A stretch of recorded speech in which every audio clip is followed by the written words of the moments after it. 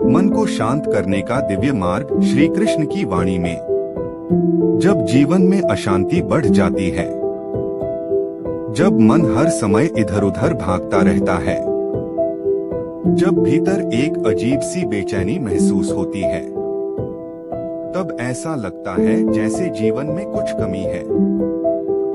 सब कुछ होते हुए भी शांति नहीं है। ऐसे ही समय में अगर हम अपने मन को सच में शांत करना चाहते हैं, तो हमें उस ज्ञान की ओर जाना होगा जो स्वयं भगवान ने दिया था। यह वाणी है भगवान श्री कृष्ण की, जो हमें सिखाती है कि मन को कैसे स्थिर किया जाए और जीवन में सच्ची शांति कैसे पाई जाए। कल्पना कीजिए, आप शांत स्थान पर बैठे हैं। आपके सामने भगवान श्री कृष्ण खड़े हैं। उनके चेहरे पर मधुर मुस्कान है और उनकी वाणी बहुत कोमल और शांत है। वे आपसे कह रहे हैं, हे प्रिय, तुम्हारा मन अशांत इसलिए है क्योंकि तुम उसे नियंत्रित करने की कोशिश करते हो, लेकिन मन को दबाने से नहीं, समझने से शांति मिलती है। पहला मार्ग, मन को मित्र बनाइए।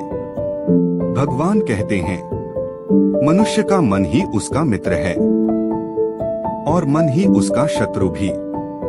अगर आप अपने मन को सही दिशा देते हैं, तो वही मन आपको शांति देगा। लेकिन अगर आप उसे बिना नियंत्रण के छोड़ देते हैं, तो वही मन आपको दुख देगा। इसलिए मन को रोकने की कोशिश मत कीजिए, उसे धीरे धीरे समझाइए। अब एक गहरी सांस लीजिए और महसूस कीजिए, आपका मन धीरे धीरे शांत हो रहा है। दूसरा मार्ग, कर्म करते रहिए, फल की चिंता मत कीजिए। भगवान श्री कृष्ण कहते हैं, तुम्हारा अधिकार केवल कर्म करने में है, फल पर नहीं। जब आप हर समय परिणाम के बारे में सोचते हैं, तो आपका मन बेचैन हो जाता है। क्या होगा अगर ऐसा नहीं हुआ तो? ये सभी विचार मन को अशांत करते हैं।